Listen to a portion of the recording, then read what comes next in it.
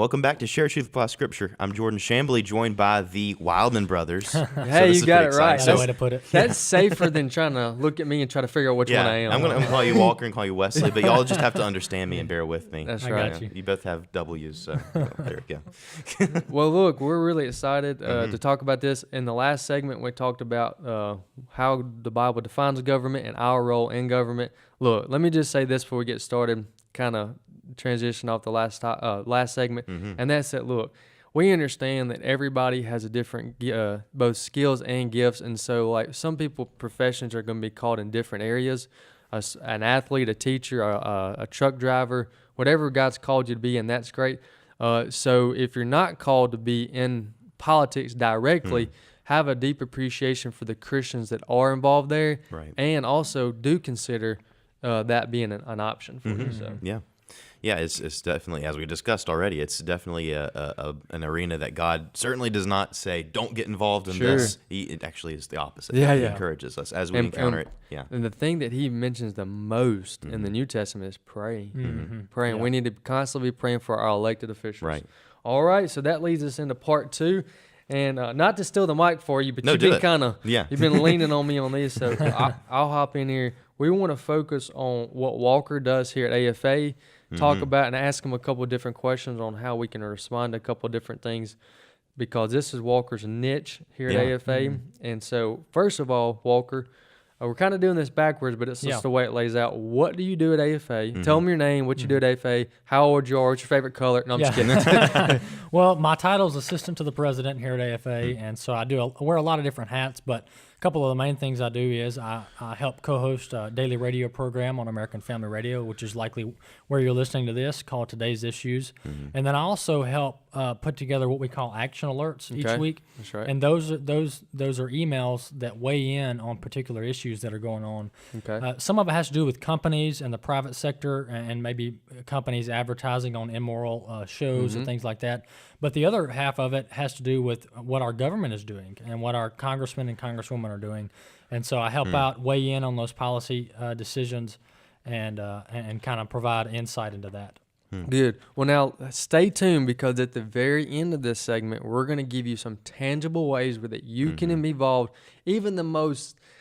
We're about to say lazy. No, but even the people that are the furthest away from this being the furthest away from their thoughts on a day-to-day basis, even that person can find tangible ways. Yeah. We've given you tangible ways. That's good. But we're not going to tell you that till the end. Yeah, so hang on there. You have to stay here.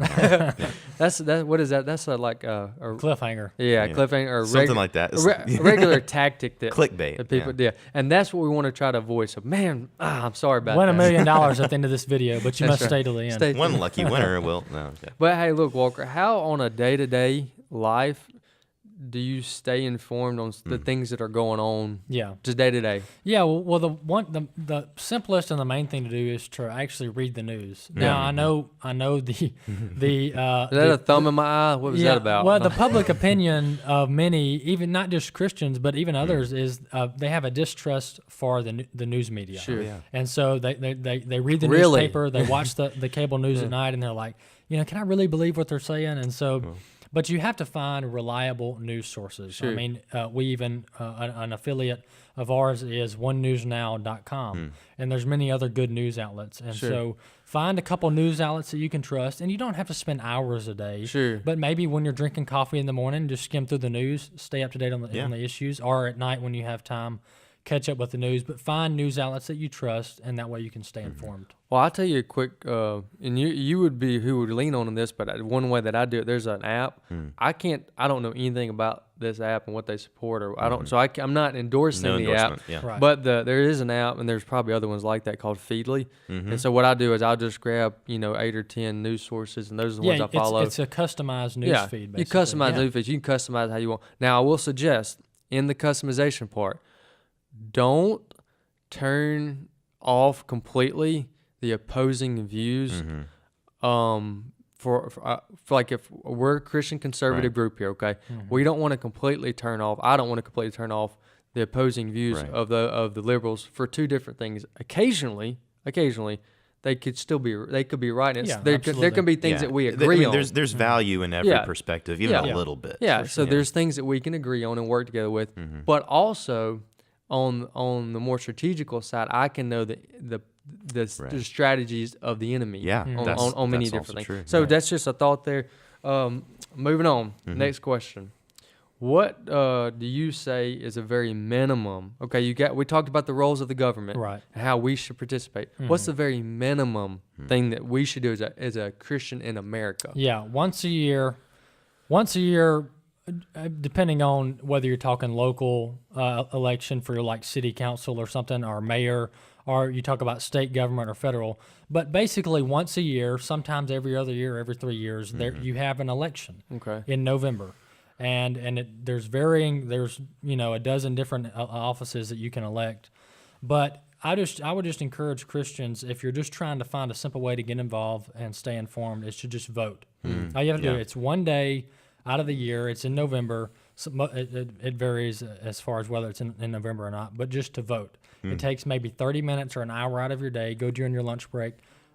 Study the candidates, know what they believe in, and vote. If we just had Christians, if all Christians in America just voted their values, that would make a huge difference. It would, yeah. And so voting is the most simple and basic responsibility that Christians can do. Yeah. Let us know some so a lot of our audience, or hopefully a lot of our audience, are millennials, people who there can be a transitional time of life where the issues that are facing us in this country are just now becoming real. People leaving college and stuff. And what are some pitfalls, maybe some warnings you might have when people are getting into the arena of politics? What are some things to look out for? Yeah, maybe? you can't idolize, if you will, or overemphasize the individuals running for office because. Look, we're all fallen. We've talked about it. We talked about how governments sometimes abuse their power and carry out evil things. And so don't overemphasize the individuals running for office. I mean, we could talk about Donald Trump and how some. And now I ended up voting for Donald Trump, not in the primary, but in the general election. So I'm not bashing Donald Trump, but I'm just saying you can, in the days of overemphasizing personalities, we can easily say, I just don't really like that person. But you really need to more so look at policies. What values is the person going to implement should they take office? And I think that's more important because who he surrounds himself with. Yeah, and what kind of people they surround themselves with. We don't need to get too caught up in personalities, and we don't like what somebody said, but focus on what will they actually do should they take power. Yeah, they're not supposed to be celebrities. No. They're not supposed to be these people we just obsess about them as a personality. It's like, what do they do? That's why they're up in office. And one more thing, we're not going to agree with everybody on everything. Sure. I even joke and say I don't even agree with my wife on everything. And so we'll make sure she didn't listen to this one. Yeah. So she'll listen. And so we can't sometimes conservatives and Christians think that we have to 100% agree with everybody on everything in order to vote for them. Well, good luck. And that's not really the case. Sometimes you just have to narrow down and pick which one carries out your values more than the other. Yeah, right. And that's exactly right. And some of just the primary fundamental issues should be, at least for us as conservative Christians, is you got life. Yeah. The value of the sanctity of human life. We believe that all life is conceived at conception, and that it is created in the image of God, and that all life has value. And then a marriage between one man and one woman. There's 8 or 10 fundamental things for us that we believe in. And so the candidate, there's about 5 or 6 as a candidate they should support, or but you do have to come down to those kind of things. Right. And it can be difficult at times. There are tensions here. Oftentimes we say here at AFA, you're having to decide between the lesser two evils, and that's the most aggravating, frustrating thing to do. Yeah. But try to, if at all possible, set it up by getting involved early, so that you're not deciding between lesser two evils. You're deciding between. There's rare, but I love it when you're having to decide between which one's better than the other, because they're both good candidates. Yeah, that would be awesome if that was just all the time. All the time would be great, but I have seen that before on a local election where there were two awesome Bible-believing solid Christians, right? And they were up against each other, and obviously 1-1, you know, but that's a good place to be. Wow. As long as they're not taking votes away from the other. Right, yeah, Because exactly. then when you start splitting votes, you're like, what are you doing here? Yeah. Sorry, that was political talk there. I don't know if anybody got that. Yeah, and another thing is, I think, and I've been guilty of this before, but sometimes we over spiritualize elections, and what I mean by that is we act as if we're voting for our deacon, or our Right. elder, or who we should hire as our next pastor. Right. And so all those processes are important, and you need to carry the same values with you when it goes to looking for who to vote for. But we don't need to get discouraged and down and out and say, well, you know, I'm just not gonna vote. I'm just tired of all this negative news and the candidates. I don't like either one of them. So I think it's important to understand that who runs our churches and who is leading in doctrine and things like that are very, very important. Very We don't need important. to carry that into the ballot box and say, well, you know, I don't agree with them on everything, so I'm just not going to vote. Yeah. Yeah. The worst exactly. matter of fact, let me just say this: the worst thing we can do is just not vote. Right. Right, yeah. Well, I was about to make a joke about people's different beliefs, theological, but then I was like, better not do that because we may have somebody on both sides listening. But I was just going to be funny there, but I won't do it. But look, seriously, the church, that's why God created 3 institutions, because Definitely. the government's role is not to evangelize. The government's role is not to take care of the widow and the poor, although we got some mistakes there in our government when it comes to socialized welfare and all that kind of stuff. So you got some things they're doing wrong there, but it's not their job. Right. The church has its distinct roles, which we'll talk about next week. We're going to talk about the church, its distinct roles, and what God's called it to do. But the government is not called to evangelize. Right. Yeah.